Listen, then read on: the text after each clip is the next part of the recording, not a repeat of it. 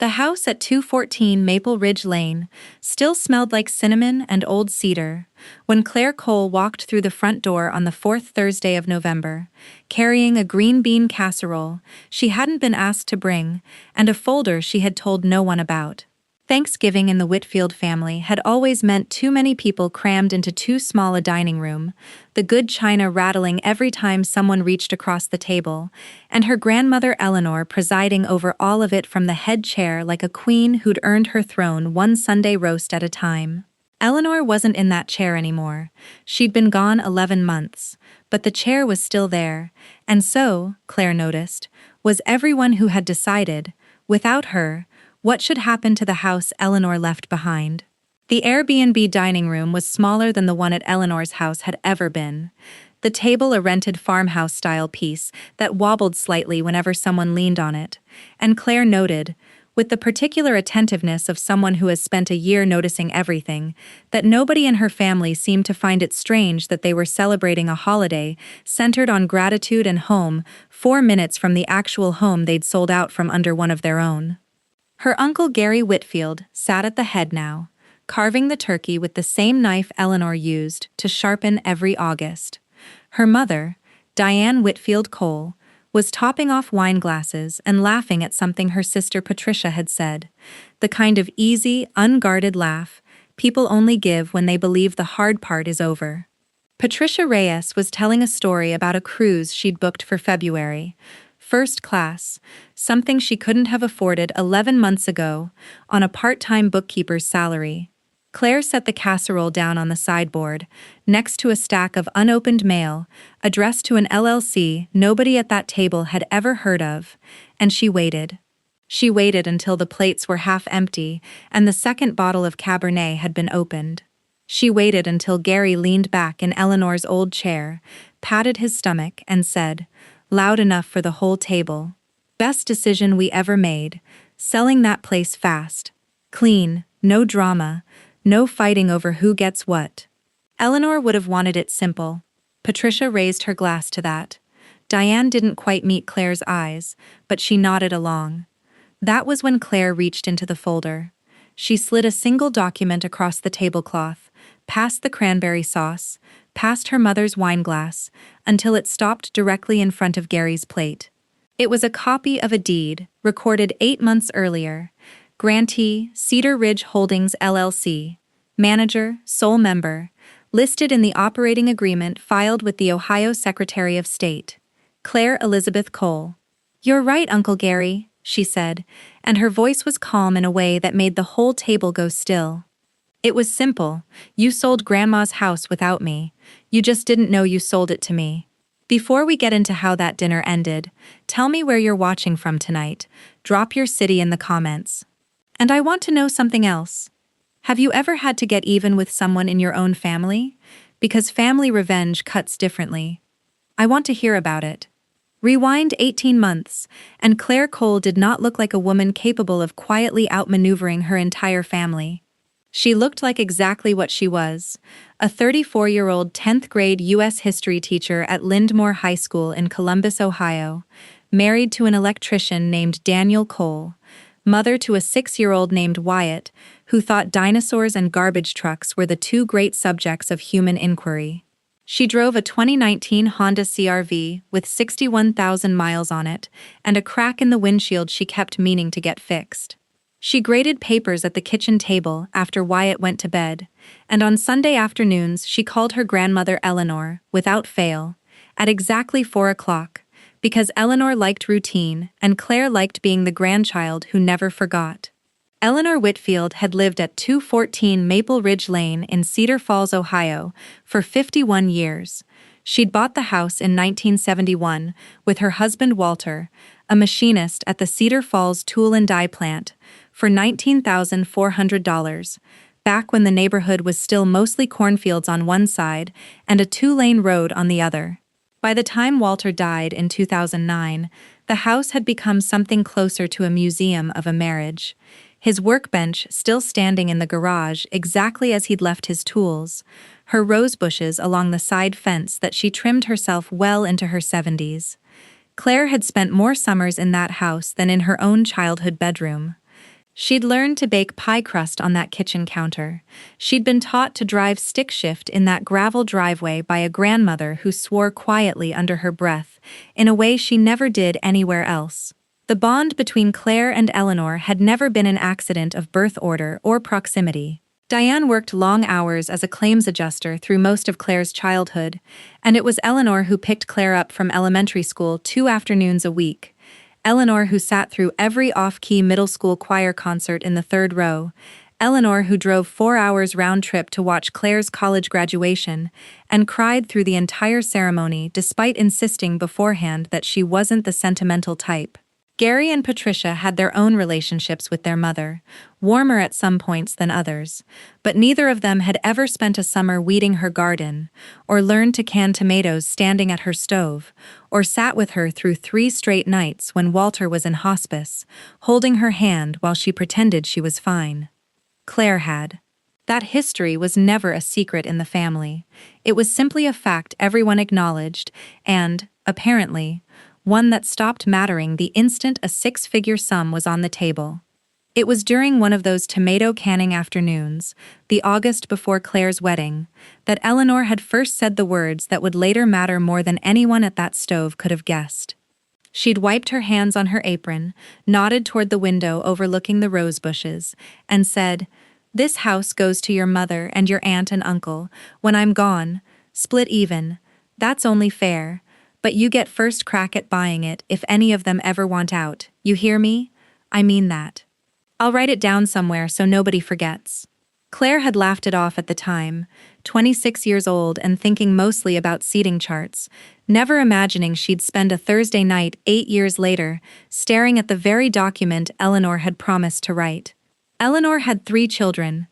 Diane, the eldest, was Claire's mother, a woman who loved her daughter in the specific, complicated way of someone who had once resented being the responsible one and never fully let go of it. Gary, the middle child, ran a mid-sized whole-fat company, Whitfield Climate Solutions, that had been quietly bleeding money since a bad expansion into Dayton 3 years earlier. Patricia, the youngest, worked part-time as a bookkeeper for a dental practice and had been divorced twice, most recently from a man named Craig Reyes, whose surname she'd kept out of what she called pure spite because he hated me using it.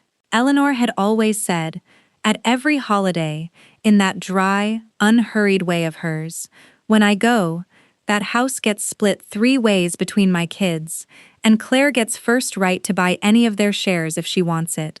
She's the only one of you who ever actually sat in that kitchen with me, instead of on your phone." She'd said it so many times it had become a kind of family joke, the thing Eleanor said instead of "pass the potatoes." Nobody wrote it down as a formal legal document with the force of binding language. Eleanor trusted her children to honor her wishes the way people who've never been betrayed trust anyone. She had a simple will, drafted in 2015 by a small local firm, that split her estate, including the house, equally 3 ways among Diane, Gary, and Patricia. But she'd also left something Claire didn't know about until much later, a handwritten letter, dated March 2019, tucked into her jewelry box, stating in plain, unmistakable language that if the house was ever sold, Claire should be given the first opportunity to purchase it at fair market value, and that this wish should be honored, as if it were law, because it is my law, in my house. Eleanor Whitfield died on a Tuesday in December, peacefully, in her sleep, at 84 years old. Claire got the call from her mother at 6:40 in the morning and drove the 90 minutes to Cedar Falls, with Wyatt still in his pajamas in the back seat, crying so hard she had to pull over twice. She was the one who picked out the casket. She was the one who wrote the obituary, because Diane said she couldn't find the words, and Gary said he wasn't good at that stuff. She stood at the funeral and read a eulogy about a woman who taught her that patience wasn't weakness, it was a weapon you kept sheathed until the moment it mattered. 200 people came. Claire believed, in that moment, that whatever happened next with the estate, her family would do right by the house, because doing right by Eleanor was the least any of them owed her. She believed that for exactly 4 months. Now let's talk about what Gary Whitfield, Patricia Reyes, and Diane Whitfield Cole actually did to Claire. Because once you hear this, I want your honest reaction. After what they did to her, on a scale of 1 to 10, how angry are you right now? Drop your number in the comments. It's about to get a whole lot more satisfying. The probate process for Eleanor's estate opened in Cedar Falls in January, handled by an attorney named Douglas Pruitt, whom Gary had personally selected, not the family's longtime lawyer, whom Eleanor had used for the will itself, but a new attorney Gary found through a real estate contact, a man who specialized in expedited estate settlements, which Claire would later learn was industry code for moving properties fast, cheap, and with minimal outside scrutiny. Nobody asked Claire's opinion on the choice of attorney. Nobody told her there had been a choice to make. For the first 3 months, communication was thin, but not alarming. Diane mentioned in passing that, the lawyer's handling everything, it's a formality. Gary sent one group text in February that said the house would probably need some work before it's ready to sell. Roof's getting old. Claire, buried in report cards and a sick kid, and the general fog of a first winter without her grandmother, didn't push. She assumed, reasonably, she thought, that she'd be looped in when there was something concrete to discuss. She assumed her mother, of all people, would tell her the truth. What actually happened was this. In late January, Gary Whitfield had gone to Whitfield Climate Solutions Bank and discovered the business was 11 weeks from defaulting on a $340,000 equipment loan tied to the failed Dayton expansion. He needed cash, fast, and he needed it in a way that wouldn't require explaining to his sisters exactly how badly he'd mismanaged the company. Patricia, meanwhile, had put a non-refundable deposit of $6,200 on a Norwegian Cruise Line Mediterranean package for February of the following year. Money she didn't have, booked on a promise to herself that something would come through. Diane had quietly taken out a $28,000 home equity loan against her own house 8 months earlier to cover Claire's younger brother Ben's rehab stay at a facility in Arizona, a debt she hadn't told anyone about, including Claire, and she was underwater on payments. None of the 3 siblings knew the full extent of the other's troubles. Gary had spent 2 years telling his sisters that Whitfield Climate Solutions was growing, just reinvesting everything, when in truth the Dayton expansion had been financed on a variable rate equipment loan that reset upward twice in 18 months, and by January, his monthly payment had climbed to $9,100, more than double what he'd budgeted for, on a business that had lost 3 commercial contracts the previous fall to a cheaper competitor. Patricia had told her siblings almost nothing about her finances at all, having learned after 2 divorces to keep money matters entirely to herself, and the cruise deposit she'd put down in December was, in truth, the second non-refundable deposit she'd lost that year, the first having evaporated on a timeshare presentation she'd been talked into during a weak moment the previous spring. Diane, meanwhile, had told her siblings that Ben was doing an outpatient program. Nothing serious, rather than admit that her younger son had spent 41 days at a residential facility in Sedona, at a cost of $34,000, an amount insurance covered barely a third of, and that she had quietly signed the home equity paperwork on a Tuesday afternoon, while telling Gary and Patricia she was just handling some house repairs. 3 adult children, 3 separate financial holes, each one hidden from the other 2, and 1 asset sitting untouched in Cedar Falls, worth considerably more than any of them had told each other. An appraisal Gary quietly commissioned in February, through a friend, off the books, never filed with the estate, valued 214 Maple Ridge Lane at $478,000, reflecting a neighborhood that had gentrified considerably since 1971, with 2 similar homes on the same street, having sold the previous year for $460,000 and $495,000 respectively. Gary had asked for the appraisal quietly, on a Tuesday afternoon in February, using a friend of a friend, rather than a certified appraiser, who might have filed the report with any official record, specifically so the number would exist only as a private data point in his own head, never as evidence anyone else could point to later. He didn't share it with his sisters. He didn't share it with the estate attorney as the controlling number. Instead, he brought in a real estate agent named Randall Voss, a man he golfed with twice a month, and together they arranged for the house to be listed. Quietly, without a public multiple listing service posting, marketed only to a small pool of investors Voss worked with regularly, at $349,000. Voss's cousin ran a property acquisition company called Bramwell Equity Partners, and within 9 days of the quiet listing, Bramwell submitted an offer of $341,000 cash, no inspection contingency, 30-day close. Gary accepted on behalf of the estate the same afternoon, without a counteroffer, without shopping the price, without so much as mentioning it to Diane or Patricia until after the paperwork was signed. When Diane found out the number, she didn't push back. She did the math on what her third would net after the loan repayment and closing costs, saw it would just barely cover the home equity balance and Ben's remaining treatment costs, and decided the speed mattered more than the price. Patricia, staring down a cruise deposit she couldn't lose, didn't ask a single question about market value. Nobody wanted to be the one who slowed things down. Nobody wanted to be the one who slowed things down. Nobody wanted to be the one who slowed things down. Whether $341,000 was actually fair for a house that had just been informally appraised at $478,000. And nobody told Claire any of it was happening. She found out the house was under contract not from her mother, not from her uncle, but from a neighbor of Eleanor's, an elderly woman named Josephine Alvarez, who'd lived across the street for 30 years, and who called Claire in early March to ask, with genuine confusion in her voice, why there'd been a sold sign quietly staked in the yard for 2 days, with no for sale sign ever appearing first. "I just thought you'd want to know, dear," Josephine said. "Your grandmother would have wanted somebody to tell you." Claire remembers standing in her classroom's supply closet during her planning period, phone pressed to her ear, feeling the floor tilt slightly beneath her, while a stack of ungraded essays sat waiting on her desk 20 feet away. Claire called her mother that same evening, keeping her voice deliberately even, telling herself she must be missing some obvious explanation. Diane's explanation came in pieces, each one worse than the last.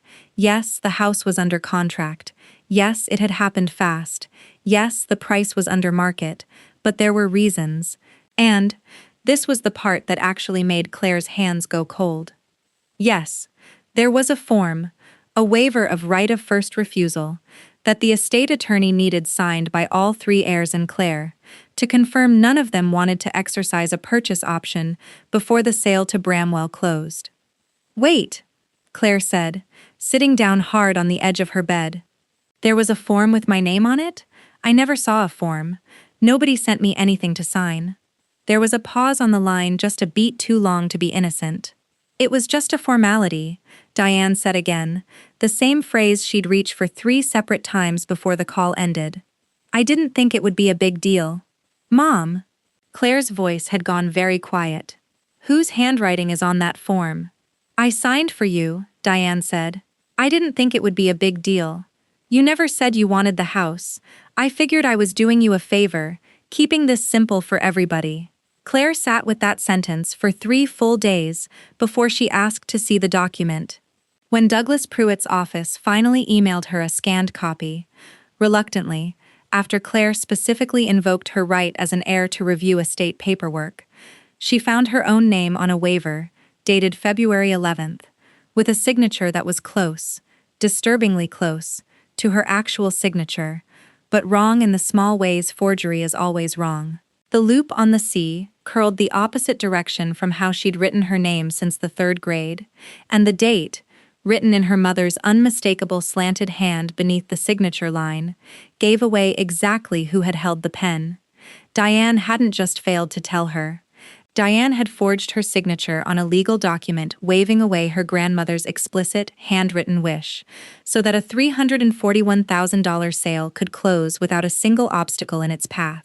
Claire never found out, not for certain, whether Gary had suggested the forgery or whether Diane had done it on her own to protect her brother's timeline and her sister's cruise deposit and her own hidden debt. She suspected, and later confirmed, that it was a group decision made over one phone call in early February, the three siblings agreeing that Claire's busy with the kids and school, she doesn't need to be bothered with all this paperwork, we'll just handle it. Handling it, in practice, meant cutting her out of an inheritance her grandmother had specifically, explicitly, in her own handwriting, protected for her. It meant three people who loved her, or claimed to, deciding her signature was a formality standing between them and the money they each desperately needed. The sale to Bramwell Equity Partners closed on March 28th. The proceeds, after the mortgage payoff of $31,000 remaining on the property and closing costs of roughly $19,000, netted $291,000, split three ways, $97,000 each to Gary, Diane, and Patricia. Gary's share cleared his equipment loan default with $43,000 to spare. Patricia's covered the cruise and a used Lexus. Diane's paid off the home equity loan and Ben's outstanding treatment balance with $12,000 left over, which she used, within 6 weeks, on a kitchen renovation. Claire got nothing. Not because the will didn't entitle her to anything directly.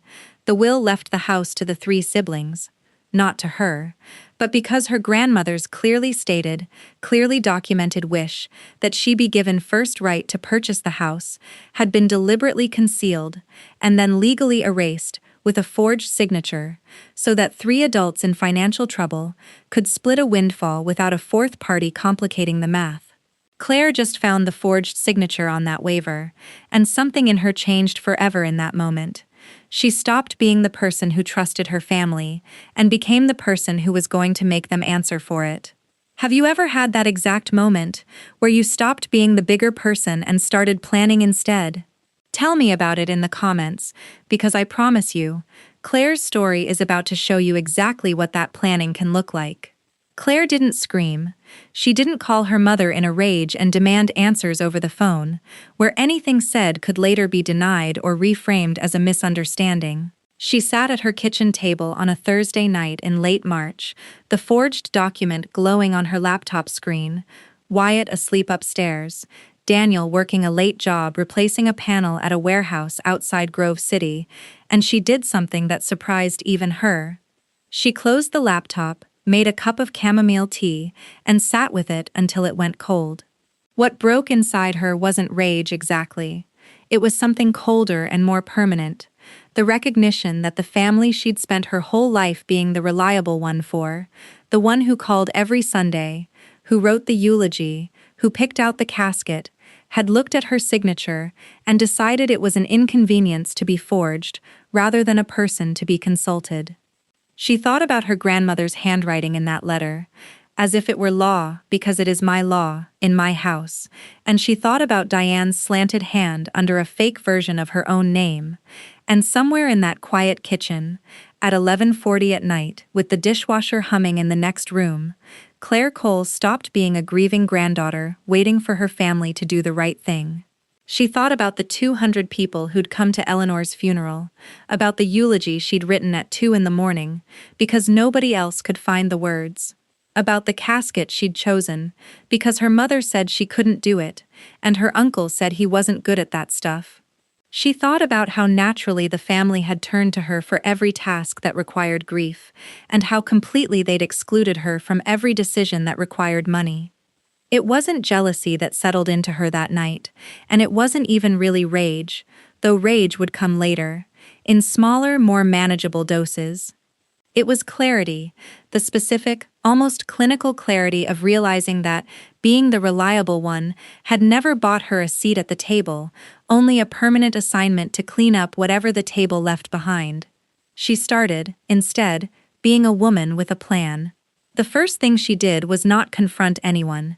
She understood, with a clarity that felt almost frightening in how naturally it arrived, that the moment she said a word out loud, the evidence would start disappearing, the story would start shifting, and her family, all three of them, would circle around a shared version of events designed to make her look unreasonable, ungrateful, difficult.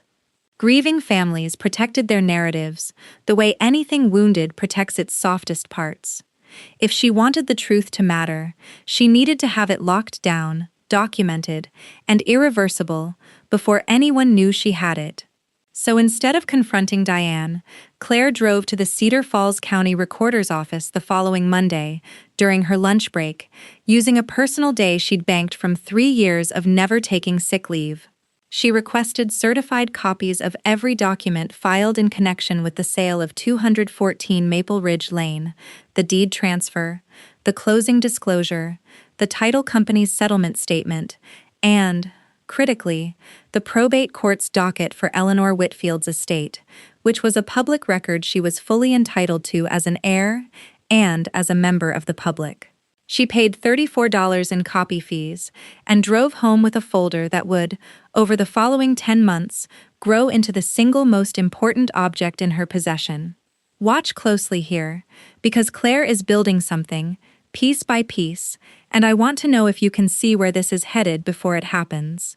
Drop your prediction in the comments. What do you think she's about to do with all of this? Over the next several weeks, Claire built what she privately called, in a notebook she kept locked in a fireproof box in her closet, the file. She was not a lawyer. She was not an accountant. She had no professional training in real estate, probate, or forensic document analysis. What she had was a teacher's instinct for research, a decade of experience building airtight lesson plans that could survive any parent's complaint to the principal, and an almost frightening capacity for patience that she'd apparently inherited directly from the woman whose house had just been stolen out from under her. The first piece of the file was the forged waiver itself, which she had analyzed, carefully, methodically, by a longtime family friend, a semi-retired handwriting examiner named Louis Okafor, who had done forensic work for the Franklin County court system for 22 years before retiring, and who, crucially, owed Claire's late father-in-law a favor from decades earlier that Daniel had quietly called in. Louis reviewed the waiver alongside 11 authenticated samples of Claire's actual signature pulled from tax returns, a mortgage application, and school district payroll forms. His written opinion, delivered on letterhead and notarized, concluded with a confidence level he described as high that the signature on the waiver was not produced by Claire Elizabeth Cole, and that specific stroke characteristics, pen lift patterns, the reversed loop on the capital C, inconsistent baseline pressure, were consistent with an attempt by a third party to replicate her signature from memory or from a reference sample, rather than a genuine autograph. The second piece of the file was the off-the-books appraisal Gary had commissioned, the $478,000 figure. Claire never found the original document, because Gary had been careful enough never to put it anywhere near the official estate paperwork. But she found something almost as good, an email, forwarded to her by accident 4 months later by her cousin Melissa, Gary's daughter, who had been cleaning out old files on a shared family cloud drive, and hit Reply All without checking the thread. Buried in that thread was a message from Gary to Randall Voss, dated February 3rd, reading, in part, "Let's keep the listing quiet. Don't want 3 appraisals fighting over the number. 340 gets us moving fast. Tell your cousin we can close in 30. Claire read that email 7 times before she saved it to 4 separate locations. Her personal email, a cloud drive Daniel didn't have access to, a USB drive in the fireproof box, and a printed copy folded inside a book on her nightstand that nobody else in her house ever opened. The third piece was the comparable sales data. Claire spent a Saturday afternoon at the Cedar Falls Public Library, working with a research librarian named Priya Nadar to pull public county auditor records for every residential sale on Maple Ridge Lane and the 3 adjoining streets over the preceding 18 months. She found the 2 comparable sales Gary had ignored. 209 Maple Ridge Lane, sold 14 months earlier for $460,000, and 231 Birchwood Court, 2 streets over, sold 9 months earlier for $495,000, both smaller than Eleanor's house, both on smaller lots. She built a simple spreadsheet, the kind she might have used to track a classroom's quarterly grades, showing square footage, lot size, sale price, and price per square foot for 6 comparable properties. Eleanor's house, by every reasonable market measure, should have sold for between $485,000 and $485,000. It had sold for $341,000, nearly $130,000 below fair value, to a buyer with a personal connection to the listing agent, on a listing that had never been publicly posted where competing buyers could see it. The fourth piece, and the one that took the longest to assemble, was proof of where the money went. This required no forensic accounting degree, only patience and public records. Claire discovered, through a routine search of county business filings, that Whitfield Climate Solutions had defaulted on an equipment lease with a company called Meridian Fleet Capital in January, triggering a lawsuit that was filed and then abruptly withdrawn in April, right after the estate sale closed, with a notation in the court record indicating the debt had been satisfied in full. She discovered, through Patricia's own public Facebook page, an enthusiastic post from February about a dream cruise, finally booked, with a screenshot of a Norwegian Cruise Line confirmation email that Patricia had carelessly failed to crop the deposit amount out of, $6,200.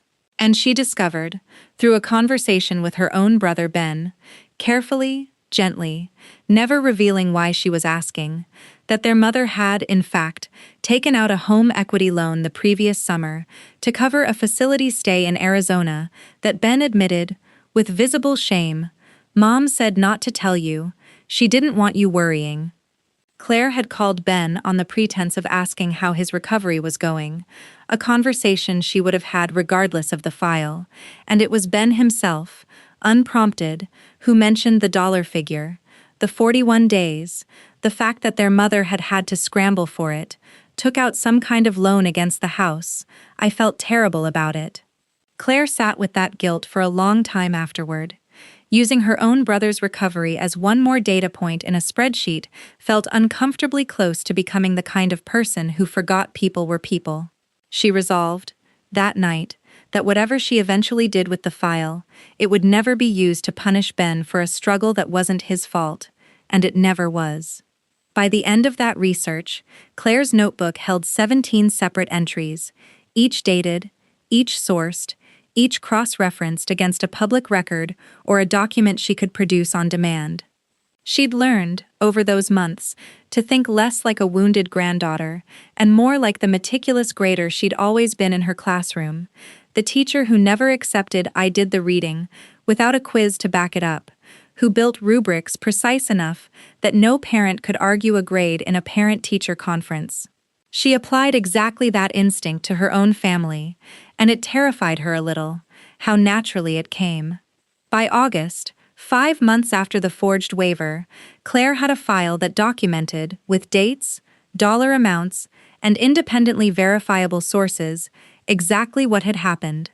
A house appraised at $478,000, sold for $341,000 to a buyer connected to the listing agent, after a waiver bearing Claire's forged signature had cleared away her grandmother's explicit written wish that she be given first right of purchase.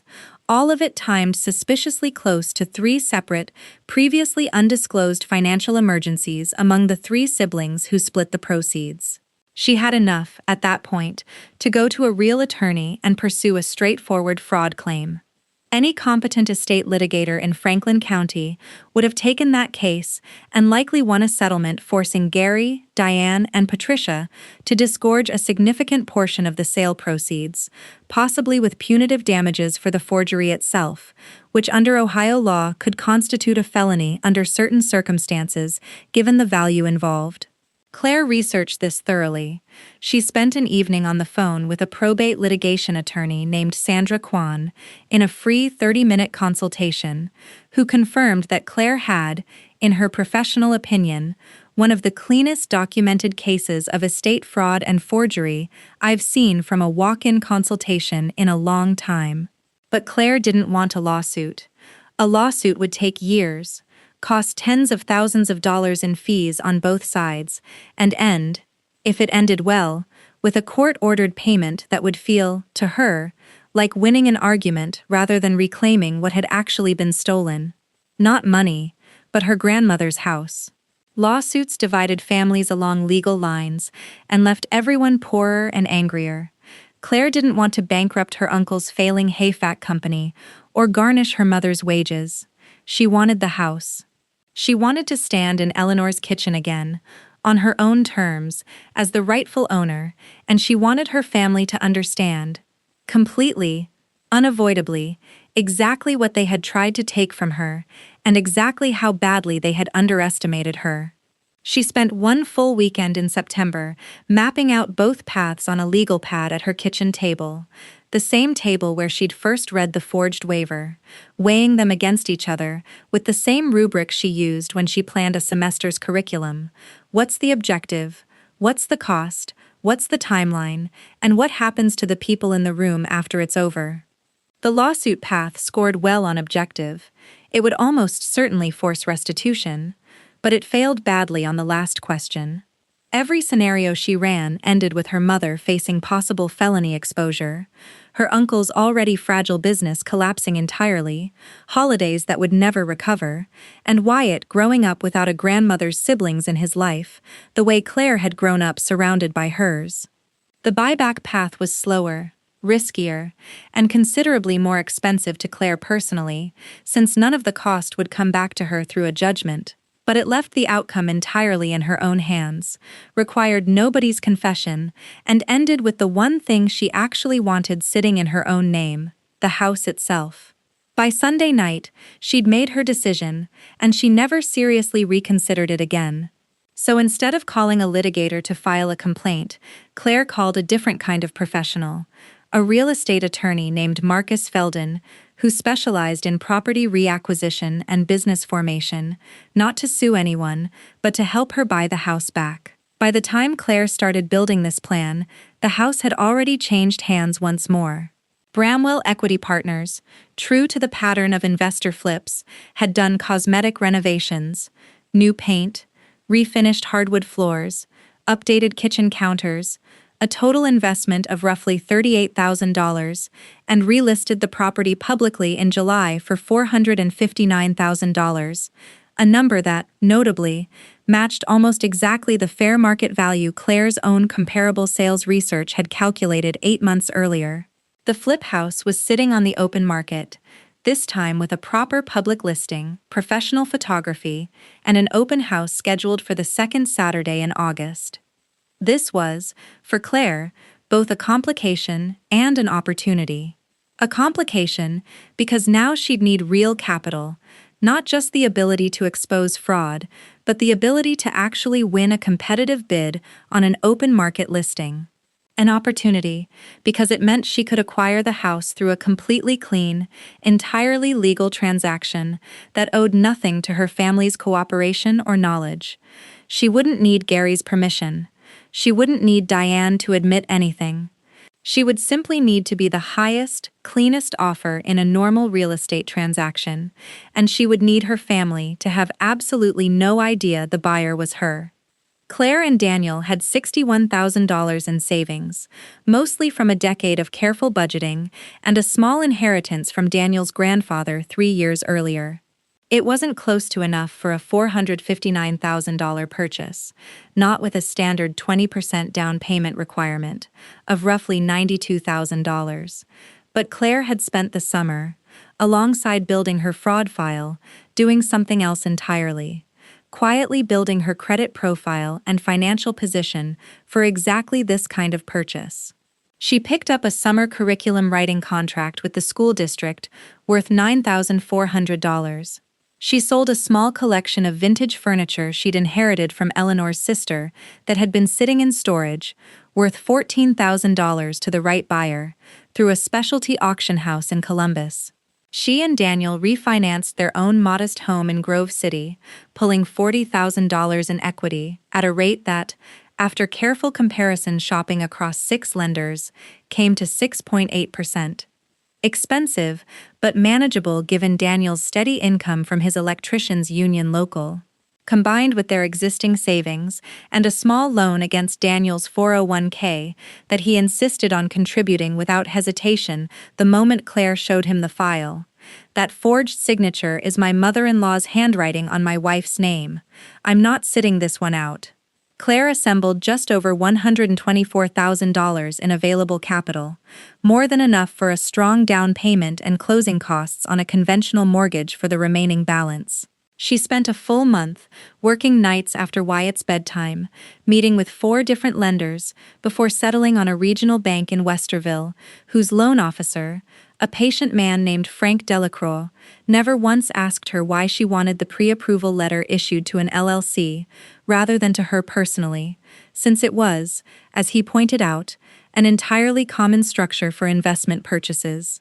Claire let him believe that was exactly what this was. She kept every conversation compartmentalized.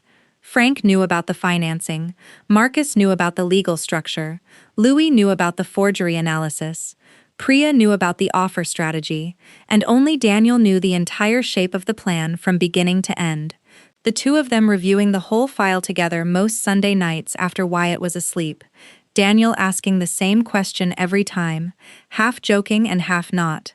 Are you sure you don't want to just be a lawyer instead of a teacher? Because you're better at this than most lawyers I've met. The next problem was identity. If Claire Cole showed up as the buyer on any offer for 214 Maple Ridge Lane, the transaction would collapse the instant Randall Voss, who was almost certainly still involved, given his cousin's ownership of Bramwell Equity Partners, recognized her name and reported back to Gary. Claire needed to buy the house through a structure that would keep her name legally invisible to the seller and the listing agent until after closing. This is where Marcus Feldon earned every dollar of his retainer. He walked Claire through forming a single-member Ohio LLC, Cedar Ridge Holdings LLC, a name Claire chose deliberately, a quiet echo of Maple Ridge Lane that meant something only to her, with Claire as the sole member, but with the LLC's public-facing filings listing Marcus's own law firm as the registered agent, a completely standard and legal practice that meant anyone searching Ohio Secretary of State records would see only a law firm's address, not Claire's name. All offers, all correspondence, all closing documents would flow through Marcus's office, and ultimately, through a separate buyer's agent Claire retained, specifically because she had zero personal or professional connection to Randall Voss or anyone in the Cedar Falls real estate circle. A sharp, no-nonsense agent named Priya Chandrasekaran, based 40 minutes away in Westerville, whom Claire found through online reviews and a single phone call in which she explained only that she wanted representation on a purchase where she preferred discretion, which Priya, correctly reading between the lines of a client who'd clearly done her homework, didn't push to explain further. Claire spent the last 2 weeks of July rehearsing, in her head, every way this could go wrong. What if Bramwell's flip crew recognized her at a showing? She solved this by never attending a single showing herself. Priya toured the house alone on Claire's behalf, sending back video walkthroughs Claire watched late at night after Wyatt was asleep, her chest tight every time the camera panned across Eleanor's old kitchen, now painted a flat contractor-grade white, the cabinet hardware Eleanor had picked out in 1994, replaced with brushed nickel pulls from a home improvement warehouse. What if the offer, coming from an LLC with no track record, looked suspicious to Bramwell? She solved this by having Marcus draft the offer with a pre-approval letter from a legitimate regional lender, a 15% above-list cash-flexible offer of $472,000. Deliberately generous, deliberately fast, with a shortened 30-day close and no financing contingency beyond the pre-approval, structured to be simply the most attractive offer on the table, regardless of who was behind it.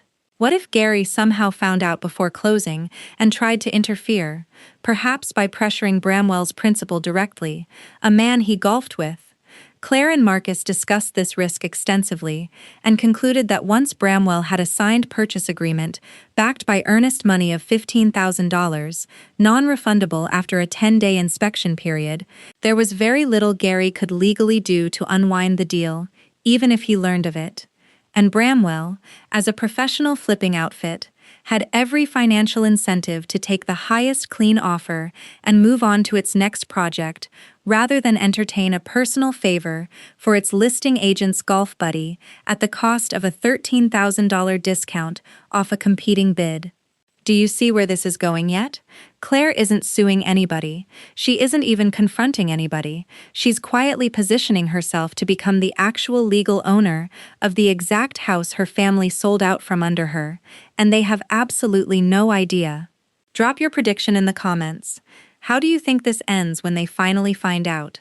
The offer went in on August 9th, submitted through Marcus's office on Cedar Ridge Holdings LLC letterhead, presented by Priya Chandrasekaran to Randall Voss, with no accompanying explanation beyond standard buyer financials. Priya, briefed only on the essentials Claire had chosen to share, ran the negotiation the way she ran every deal, treating Cedar Ridge Holdings like any other institutional buyer and giving Voss nothing to probe. When Voss asked, almost reflexively, who was behind the LLC, Priya gave the answer she and Claire had rehearsed in advance. A private buyer looking for a long-term hold in the area. That's all I can share, but I can tell you the pre-approval is rock solid and they're prepared to move fast if the number works. It was true in every particular and revealed nothing. Bramwell's principal, a pragmatic investor named Todd Bramwell who cared considerably more about maximizing his return than about doing his broker's uncle a favor, accepted the offer within 18 hours, over 2 lower competing bids, one of which, Claire would later learn with a grim kind of satisfaction, had come from a young couple who'd fallen in love with the house at the open house and offered $449,000, financing contingent, a full close of 45 days. Cedar Ridge Holdings LLC's offer simply outperformed the competition on every metric that mattered to a seller trying to close a deal fast. Voss, for his part, never once suspected the identity of the buyer his own cousin had just accepted an offer from, and mentioned the sale to Gary only as a small, unremarkable footnote of a busy summer, exactly as Claire had gambled he would. The 10-day inspection period passed without incident. The flip renovations, whatever their aesthetic sins against Eleanor's original taste, had at least been done competently, with no structural issues serious enough to renegotiate the price. But the closest call of the entire process came on day 6 of that inspection window, when Gary happened to run into Randall Voss at the Cedar Falls Municipal Golf Course. The two of them paired together for a Saturday morning round exactly as they'd been for the better part of a decade. Voss mentioned, in passing, over the 4th hole, that the Bramwell flip on Maple Ridge had gone under contract fast, some LLC out of Columbus, all cash, closing in 30 days, and Gary, without any particular suspicion, had laughed and said only, "Good, glad somebody's paying full price for once," never once connecting the buyer to his own niece, never asking a single follow-up question that might have unraveled everything. Claire wouldn't learn about that conversation until months later, when Melissa mentioned it offhand at a family gathering, and hearing it retroactively was enough to make her hands go cold all over again at how close the whole plan had come to collapsing over 18 holes of golf and a moment's idle curiosity that never arrived. The appraisal, conducted independently by the lender, came back at $468,000, comfortably supporting the loan. Claire signed the closing documents on September 22nd at Marcus's office, her hands steady in a way that surprised her, given how badly it had shaken 8 months earlier, reading a forged version of her own signature on a different piece of paper. The deed recorded 3 days later: Cedar Ridge Holdings LLC, grantee, 214 Maple Ridge Lane, Cedar Falls, Ohio, purchase price $472,000. Claire owned her grandmother's house. Her family had no idea. For the following 2 months, Claire did something that required more discipline than almost anything else in the entire plan. She said nothing. She didn't drive to Cedar Falls to walk through the rooms. Not yet. Not until she was certain no one from her family, Melissa, Todd Reyes, anyone with a loose enough connection to notice her car in the driveway, might see her there and ask questions before she was ready. She hired a small local property management company, Cedar Falls Home Watch, under the LLC's name, to check on the house weekly, water the yard, make sure the pipes didn't freeze once winter came.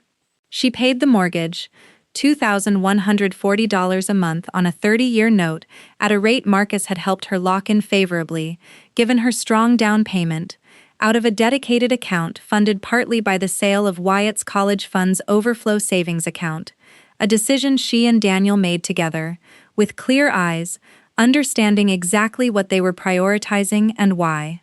And she watched her family, at every gathering, still believing the story they'd told themselves, that the house was gone, sold to strangers, a clean and simple resolution to a complicated inheritance.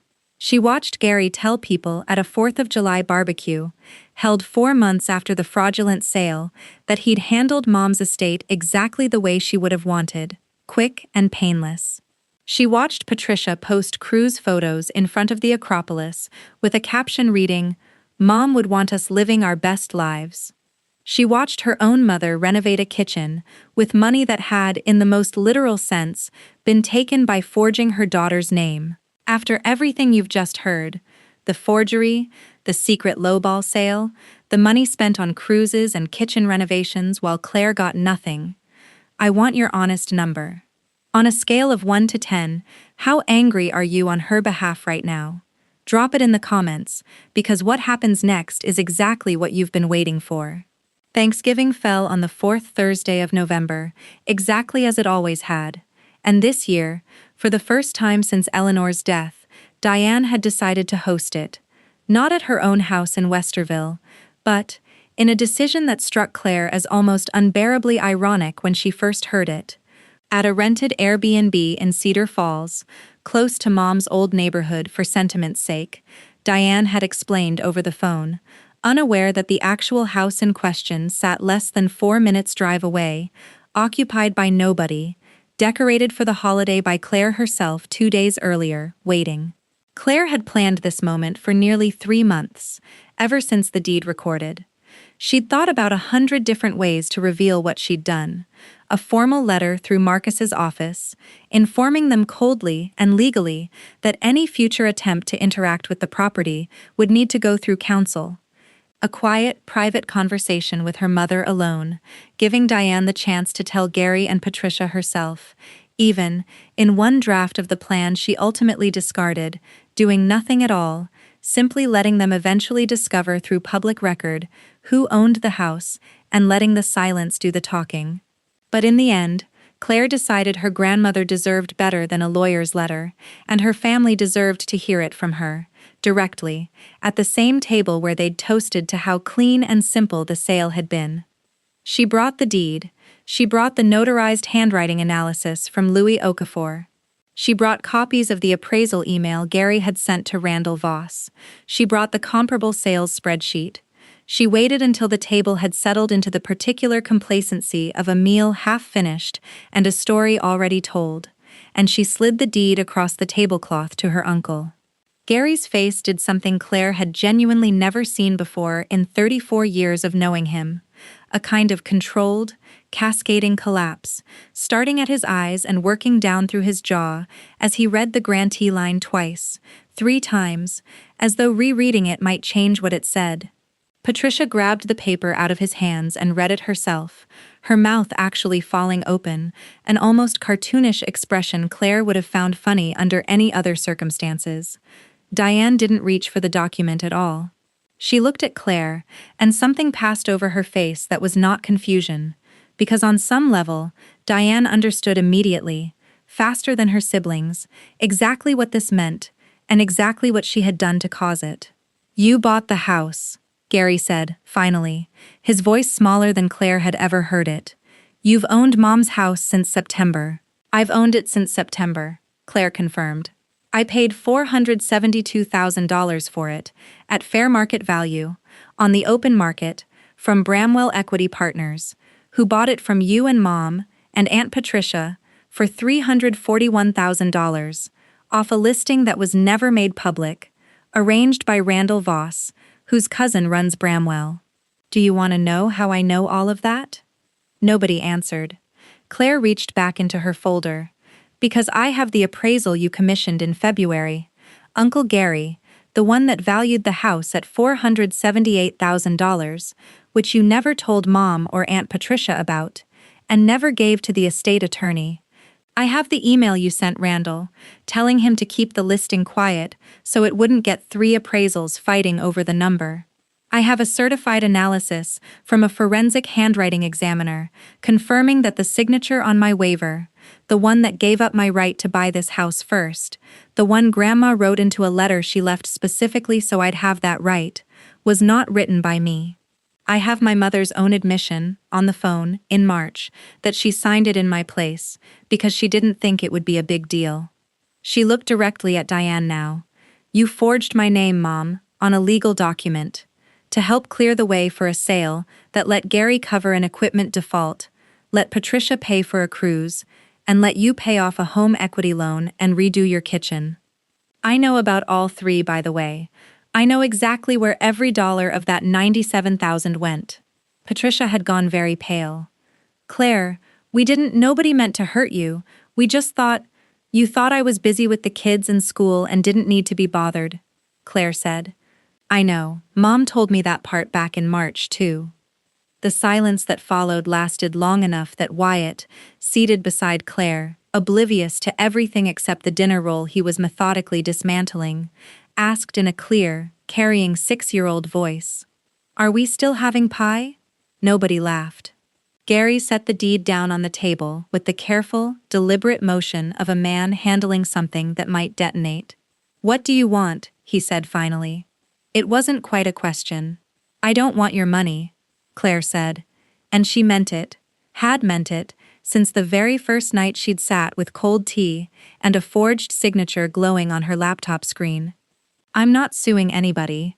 I could." Sandra Kwan, an estate litigator in Columbus, told me back in August that I have one of the cleanest forgery and fraud cases she's seen walk into her office in years.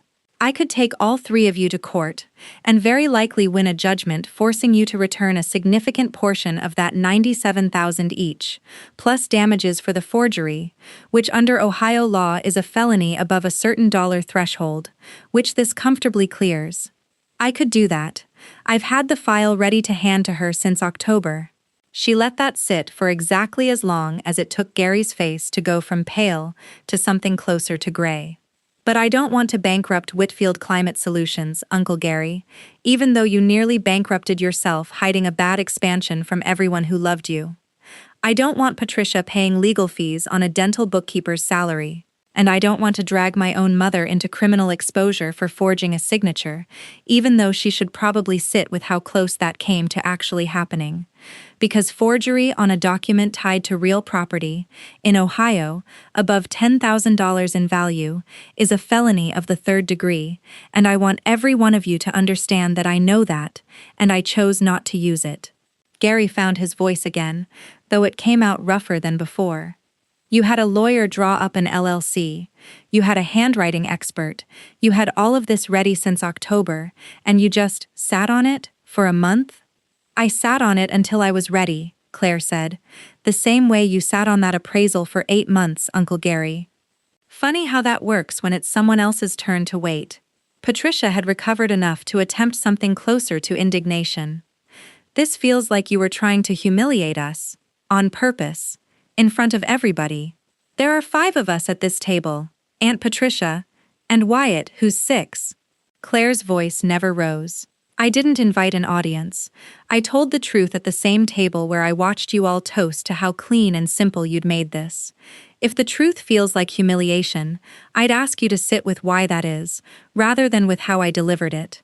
Gary looked down at the deed again, at the recording stamp in the corner, at the date that had sat there, true and unnoticed, for 2 full months, while he told strangers at a golf course that some anonymous LLC had finally paid full price for once. 2 months, he said. almost to himself. You've owned it for 2 months, and you let me keep talking about it like it was some stranger's win. I let you keep talking, Claire agreed, because I needed the deed to be unassailable before I said a word. If I'd told you in September, you'd have had 2 months to find a lawyer, to argue the sale was final and irreversible, to convince yourselves I'd overreacted to a simple mix-up. Instead, I let the transaction finish. Let the title insure clean, let 90 days pass without a single legal claim against it, and now there's nothing left to argue. It's done. It was done in September. Tonight I just told you. So what do you want? Diane asked, very quietly, and for the first time in the entire conversation, her voice cracked. I want you to understand what you did, Claire said. Not the sale, the part where you decided I didn't matter enough to ask. Grandma left a letter, specifically so I wouldn't get erased from this decision, and the three of you erased me anyway, because it was faster and it solved your problems. I bought the house back with my own money, my husband's retirement savings, and a chunk of my son's college fund, because that house matters to me more than it apparently mattered to any of you once there was money on the table. It's mine now. Legally, completely, permanently mine. And I'm not selling it to any of you, ever, at any price. So if that's the next thing anyone's about to ask, save it, now that you've seen exactly how this played out. Was Claire justified? Did she go too far, buying the house back in secret and letting them find out this way at the dinner table? Or not far enough, letting them off without a lawsuit? Give me your honest verdict in the comments. The Thanksgiving dinner ended early. Patricia left first, citing a headache that fooled no one.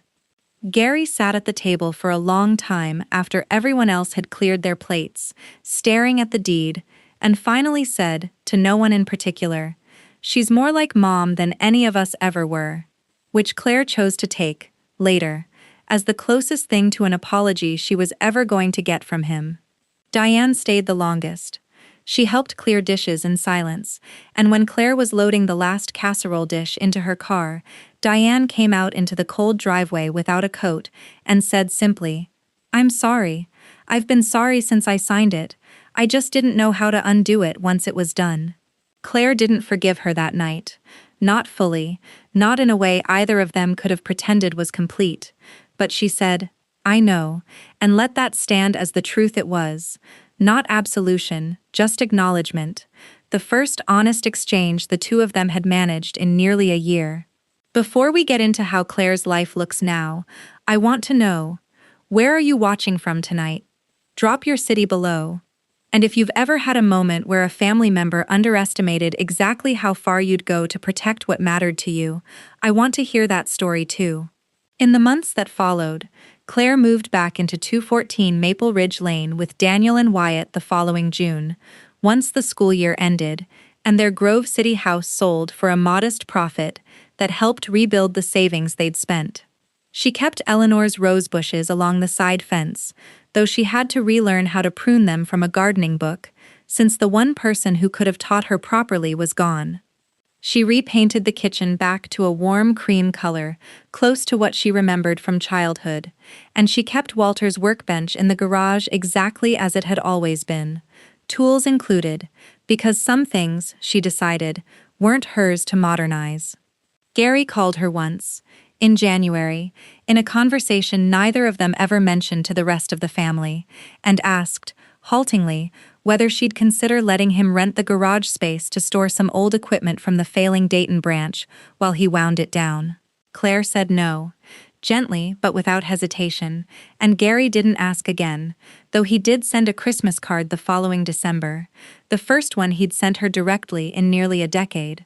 Her relationship with Gary and Patricia settled into something distant but not entirely severed. Holiday texts, brief appearances at family events, a wariness on both sides that Claire suspected would never fully thaw, and that she'd made a kind of peace with not needing it to. Her relationship with her mother took longer, and took more work, built slowly across a series of Sunday phone calls that Claire, notably, was the one who kept initiating, because some habits, she found, were worth keeping even after everything.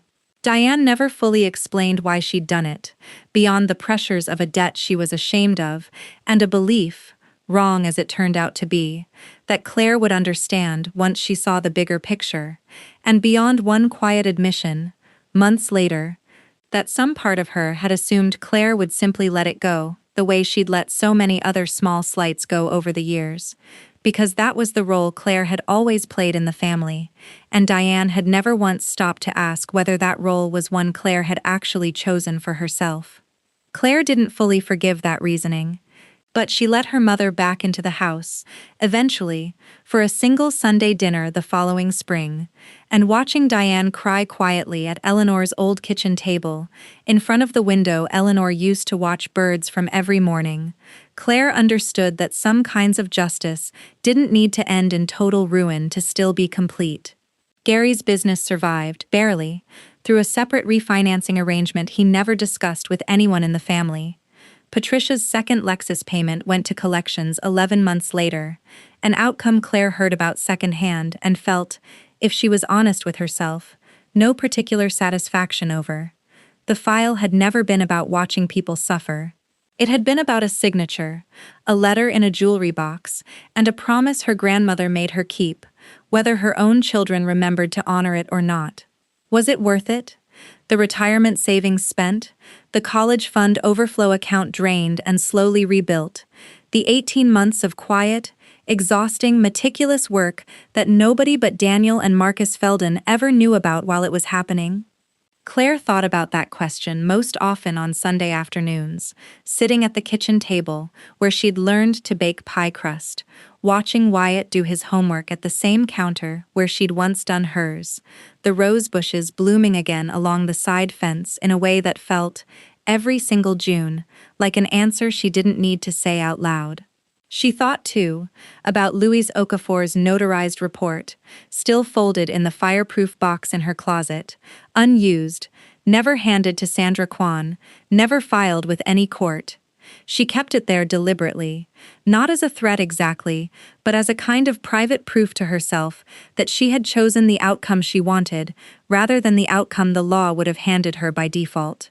There was a version of this story where Claire took everyone to court, won a judgment, and collected a check, and she knew, with total certainty, that version would have left her feeling nothing like what she felt now, standing in her grandmother's kitchen with her own name on the deed. Money had never been what was stolen from her. It had been a seat at the table, a voice in a decision her grandmother had specifically tried to guarantee her, and no jury verdict could have handed that back the way a closing document did.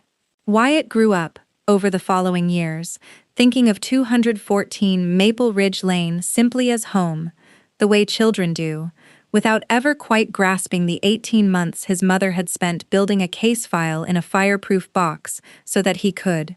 Someday, Claire thought, when he was old enough to understand what a forged signature really cost a family, she'd tell him the whole story, not as a lesson in revenge, but as a lesson in patience, in the particular power of simply refusing to raise your voice until you were completely, unshakably ready to be heard.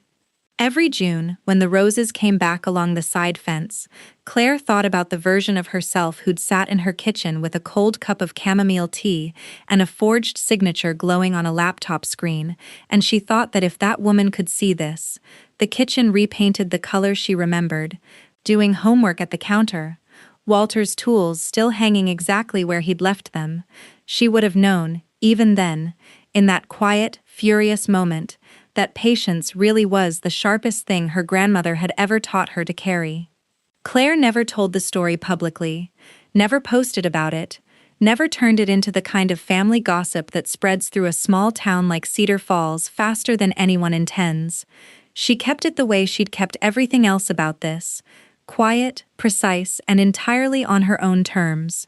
But she told Daniel, more than once, in the years that followed, that if she'd learned one thing from watching her grandmother's house nearly slip away over a forged signature and a family's quiet desperation, it was this: the people who count on you to stay soft rarely stop to consider what happens if you don't. If you've ever had someone in your own life try to cut you out of what was rightfully yours, family, friends, a partner, a boss who thought you wouldn't notice, tell me about it in the comments below. I want to hear how you handled it, or how you wish you had. And if this story hit home for you, hit subscribe, because there are a lot more vault doors left to open.